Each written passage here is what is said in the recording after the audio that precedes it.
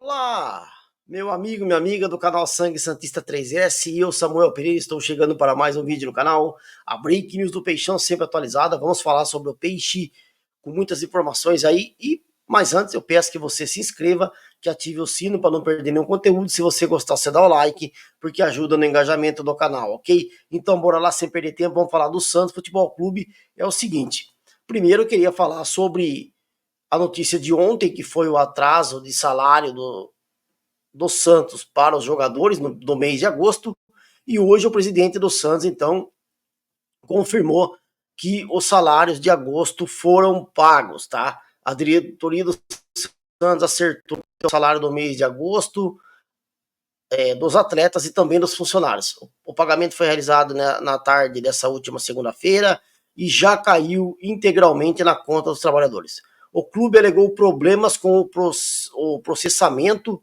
bancário para explicar o atraso de um dia, tá? Então esse é o problema que o Santos diz que aconteceu. Houve um problema com o pagamento, não por culpa nossa, diz o Santos, mas por falha do nosso parceiro, que deixou de creditar o valor do empréstimo. Então, quer dizer, o Santos não tinha dinheiro para pagar os funcionários nem os jogadores. O Santos fez um empréstimo por um erro de interpretação do Estatuto Social, explicou Norberto Gonçalves, gerente financeiro do Santos, em entrevista ao GE, tá? O Santos que vendeu 200 milhões de reais aí com jogadores e mesmo assim não tem dinheiro para pagar salário, teve que fazer empréstimo. Então a situação do Santos, gente, é precária, é caótica financeiramente. Tá aí escancarado para quem quiser ver. Em cima disso, o presidente do Santos deu uma entrevista hoje para um podcast falando sobre a SAF. Ele foi perguntado sobre isso, que para mim é a única forma que o Santos tem de ser um clube autossustentável hoje e sair dessa situação crítica que eu falei. Mas, por outro lado, o presidente do Santos, ele não vê isso, ele não entende isso. Então ele deu uma entrevista para esse podcast e foi perguntado sobre a SAF. E aí ele fala o seguinte: o Santos, gente, não precisa de uma SAF no momento. A prioridade deve ser a gestão. Como que o Santos não precisa de uma SAF no momento, como ele diz? Se o Santos está numa situação caótica. Qual é, então, Marcelo Teixeira, a fórmula, o gênio da lâmpada, tem para trazer dinheiro ao clube para transformar o Santos num clube autossustentável? Essa é a pergunta. Eu acho que ninguém fez para ele, ele não vai ter como responder, porque não existe essa possibilidade. Ele fala que deve ser a gestão dele é horrorosa no futebol, é muito ruim, tá?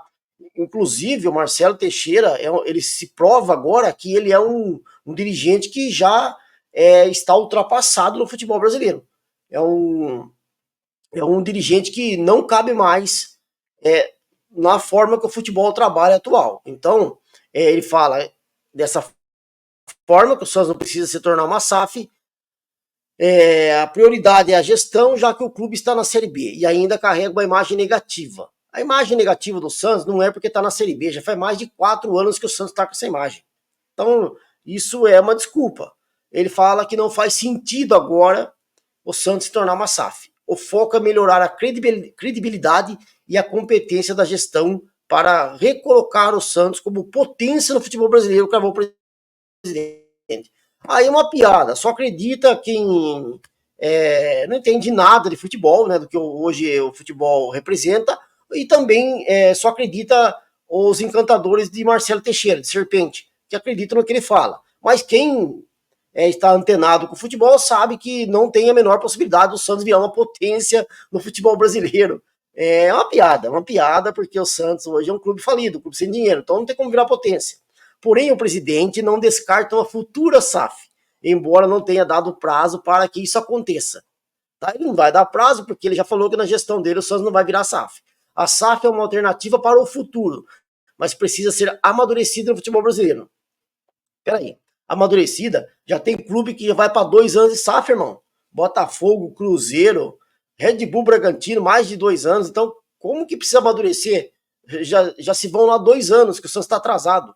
Mas ele fala, precisa amadurecer no futebol brasileiro. Existem exemplos positivos e negativos de clubes que adotaram o modelo. O importante nesse momento é o Santos ter uma gestão sólida, coisa que não tem, e competente, coisa que também não tem, antes de considerar esse tipo de mudança, comentou o presidente. E outra coisa, vale lembrar que o Estatuto Social do Santos, em vigor desde 2022, ele indica a possibilidade da criação de uma SAF, mas para isso é obrigatório que o clube mantenha 51% de suas ações, para garantir maior controle no processo de uma transformação. Só que tem um detalhe, o Santos vai ter que mudar esse estatuto, porque 51% ninguém vai comprar a SAF do Santos. Lógico, você, se fosse comprar, não precisa ser uma SAF, mas uma empresa, você colocaria um dinheiro nessa empresa, né?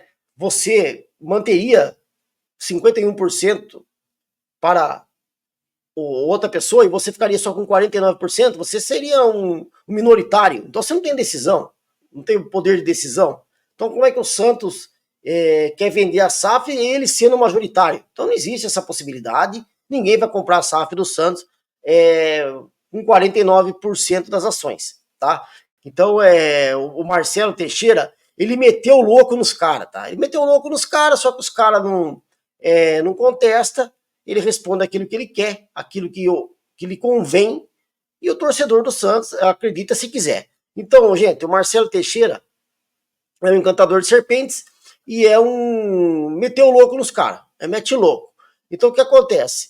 O Santos não vai virar SAF porque ele não vai implementar a SAF no Santos no mandato dele. Então, gente, vamos ficar chateados, né? Porque eu não votei no Marcelo Teixeira. Mas quem votou no Marcelo Teixeira vai ficar chateado porque ele não vai fazer nada no Santos em termos de melhorias no clube nesses 2, 3 anos de mandato dele. Porque na verdade vai faltar praticamente 2, né? Um já tá quase terminando aí. Então, o que cabe a nós, torcedores do Santos, que temos essa visão de SAF para salvar o clube? Gente, é só na próxima eleição. Só quando vier novos candidatos. E aí sim o torcedor do Santos, de uma vez por todas, e o sócio vai ter que prestar muita atenção nos candidatos que virão, aqueles que realmente têm a visão do que pede o futebol hoje, da modernidade, da SAF, que vão falar de SAF, que tem isso